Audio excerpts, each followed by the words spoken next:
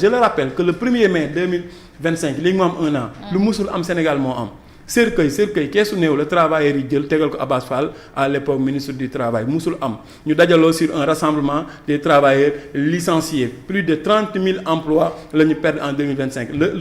récemment le rapport de l'ANSD génnee na ni que le taux de chômage a augmenté bu dee yëgoo ko ma yëgal la ko de 3,3%. Donc aujourd'hui il est de 23,3%. loolu aussi dinañ ko bàyyi xel ci seen argumentaire. Maintenant Ousmane li may wax rek mooy boppam ak nguur daf koo ñor trop da koo gën a ñor ko réew mi parce que lui il est toujours dans des considérations politiques. yow jàpp nga ni soxna Fatima aujourd'hui Sénégal ak fi mu toll. ak difficultés yi ñu am ci santé. ci éducation ci agriculture ci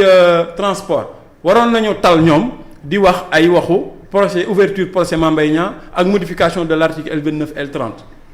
loolu le juge Kéba Mbaye daan wax ni ce n'est pas la politique politicienne qui développe un pays. un pays liggéey moo koy développer. li Abdoulaye Wade il faut travailler toujours travailler encore travailler liggéey c'est-à-dire il faut ñu rappeler leen que di ngeen war a liggéey wàññi politique bi c'est-à-dire le Sénégal mënul depuis 2021 nekk sur les humeurs d'une seule personne. da nga wax une révolution récemment je l'ai dit à un journaliste il n'y a pas eu révolution au Sénégal li fi am lenn képp la il y a eu Ousmane qui avait été fait considéré comme une victime à long terme de Macky Sall bi muy dem Sweet Beauté di génn di dem di dugg ci salon boobu lenn fait boobu moo déclenché tous les autres fait boobu parce que la vérité est que après conséquences yi mooy waa Benno utiliser nañ ko bëgg ko xooxatal politique manifestation am na ay nit dee nañ ci mais soxna Fatima la moom it utiliser na ko waaw voilà soxna Fatima dafa gis nga bool bi nekk ci suuf booy teg lay bool bi nekk ci suuf bu dëgëree yi nekk ci kaw yëpp day dëgër bi nekk ci suuf bu dëngee yi nekk ci suuf yëpp yi nekk ci kaw yëpp day dëng xam nga loolu mooy vérité Ousmane bu xëyul woon dem salon boobu noonu sans chauffeur sans garde-corps en plein couvre-feu jàpp nga ni kenn du dee manifestation du am dara du am. Tout ce qui s'est passé c'est les conséquences de ce fait. Deuxième fait bi am te tuddul révolution waaw fa laa jëm mooy l'affaire Mame Mbaye Niang Ousmane bi muy toog tout comme bi muy dem Sweet Beauté bi muy toog di wax ci Mame Mbaye Niang di wax ni rapport da ko épinglé kenn seexalu ko lem justice Sénégal may na la 10 jours man de bu ma waxee Fatima moo def lii bon je prends pas exemple sur vous je prends sur X je vous respecte trop bu ma nee diw Baye Thiam sama cousin dama ko yeb moom moo def lii balaa 10 jours yi di jeex dinaa la prouver techniquement que lii moo ko def parce que avant mu koy génnee damay am preuve yépp ci sama loxo donc justice Sénégal 10 jours la mayoon 10 jours wax nga ni rapport am na épinglé ne ko 10 jours yooyu jeex nga dem ci état bu justice yépp boobu ñi ngi ci opposition et boobu on pouvait considérer parce que ñi ngi wax Macky Sall day instrumentaliser justice daa bañ Ousmane nekk candidat ok d'accord léegi boobu on est d'accord loolu justice Macky Sall la mën nañ leen ko nangul léegi ngeen falu rabat d'arrêt bi ñu koy def bi ñu leen koy dóor ñoom mais ci seen nguur la kon l'affaire n'était pas considérée parce que bu amoon preuve ci nguuru Macky Sall mbir mi du yegg si fii man jàpp naa ni sincèrement si j'étais un des conseillers de Ousmane Sonko je lui dirais de mettre de côté vraiment cette affaire là Mame Mbaye Niang parce que ça y va même fait nouveau bi mooy rapport bi mu doon wax am na te IGF rapport non mais man seetaan naa récemment xam nga je suis mettre à dos xam nga modestement aussi je suis pas un spécialiste du droit mais quand même ci lépp lay gëstu parce que je porte la responsabilité de porter une communication d'un parti politique. Très bien. Je suis les constitutionnalistes ñi nga xam ne dañoo jàngi woon droit récemment suivre naa Mounir aussi le professeur Mounir que je respecte beaucoup. Il a dit élément bu mënoon a am actuellement c'est impossible ñu ubbiwaat le procès Ousmane Sonko. C'est impossible parce que preuve yi mu am ci 10 jours la ko justice du Sénégal laajoon mu indi ko donc ñoom am gi ñu am ni lii moom duñ ci am ndam moo tax ñuy mais barki démb gisoo ñuy wax ni député yi dugal nañ proposition de loi pour modifier article mais bu ci mënoon a am ndam ba nekk candidat 2029 loolu dinañ ko def ñoom dañuy contredire seen bopp saay su ne bu fekkoon leer na ko ni affaire Mame Mbaye Niang bi empêché wu ko du ko empêché te dina ci am ci justice mais du jar ñuy dem assemblée nationale député Pastef di déposer pour ñu modifier l'article L29 ak L30 parce que leer na ko ni en 2029 bu ñu ko modifié wul moom du nekk candidat mais si su cas boobu li ma ciy considérer rek mooy le Sénégal n'a pas un problème politique le Sénégal a un problème économique et ces gens-là képp ku leen di conseiller képp ku leen bëggal lu baax te ñun ñëpp Sénégal lañ bëgg da nga leen wax ñu bàyyi politique politicienne bii ñu nekk jublu ci liggéey Sénégal parce que mënuñu leen fal en 2 ans ngeen nekk ci 2029 le président est sur 2029 le premier ministre est sur 2029 on considère même ils n'ont même plus les mêmes agendas kii moom mi ngi xool nu ñuy fexee ba lépp lu koy mën a xaj mu nekk candidat ñu dindi ko kële tamit mi ngi defaraat coalition pour fexe moom ci lu ñu dégg pour nekkaat candidat en 2029 waaye léegi sénégalais ñoom lan mooy seen lan moo taxoon ñoom ñu fal leen lii bu amoon coow yi ñu am bu amoon en 2027 sax on pouvait considérer bu amoon en 2028 ñu considérer que l'année 2028 c'est une année électorale mais soxna si ñii xam nga ban chance lañu amul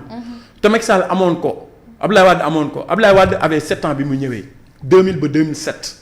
ñu ñëw 2 ans Batalo Joola suux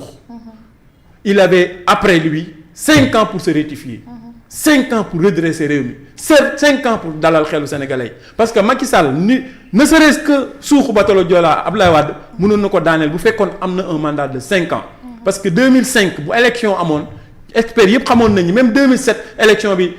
am na nu mu demee woon ci moom ndax Idrissa Seck boobu sonaloon na ko trop. bi ñu ñëwee ba 2012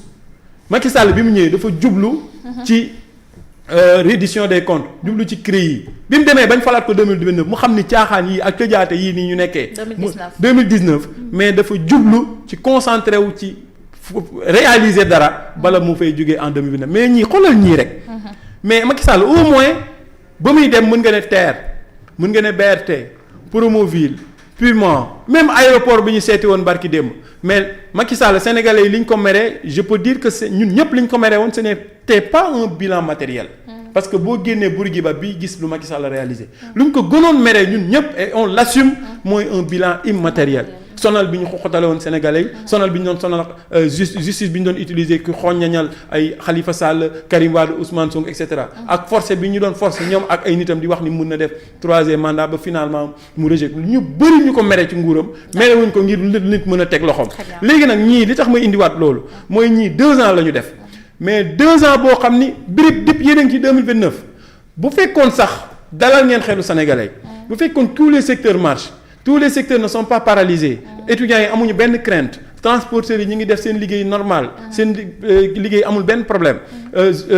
ñi nga xam ni mooy jàngalekat yi seen liggéey amul benn problème ñi ngi jàngale accords yi ngeen signé respecté ngeen ko jàng bi mi ngi dox ni mu war a doxee lii lépp nag bu fekkoon dox na sénégalais yi am pouvoir d'achat di dund di def lu leen di def li nga xam ne am nañu alal di jënd commerce bi di dox agriculture di dox mais boobu xanaa mën ngeen waxi politique mais ce qui est très dommage mooy il esquive complètement les problèmes économiques des Sénégalais et se concentre exclusivement sur les problèmes leurs problèmes politiques Sonko Diomaye bu Sonko waxee midi Diomaye wax 13h ñu mel ni ñoom ñaar dañ leen fal juste pour ñu préparer pour nekk candidat en 2029 et c'est ça qui est triste et c'est ça qui est dommage.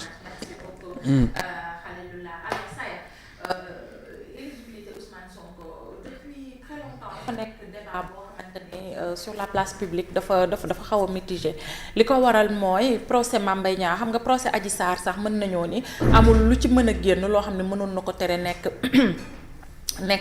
candidat mais procès Mame Mbaye Niang bi ça a été beaucoup plus compliqué parce que article L30 L29 et je rappelle que bëggoon nañu ko dindi wala modifier depuis ñu bëggoon Khalifa dugg Karim dugg et cetera mais jamono jooju député yi nga xam ne ñoo nekkoon Yewwi Askan Wi ils disaient non. Voilà mais aujourd'hui ñu ngi ko bëgg a modifier est-ce que c'est pour vraiment Ousmane Sonko wala c'est pour les Sénégalais en général beneen bi ci topp mooy procès bi nga xamante ni selon Ousmane Sonko mënul tax moom mu bañ a bokk ci élection yi parce que on se rappelle du non-lieu bi ñu lijjanti ci mbirum bi ñu génnee ci kaso bi ci affaire li nu mu tuddati sax amnistie bi mbir moomu noonu moom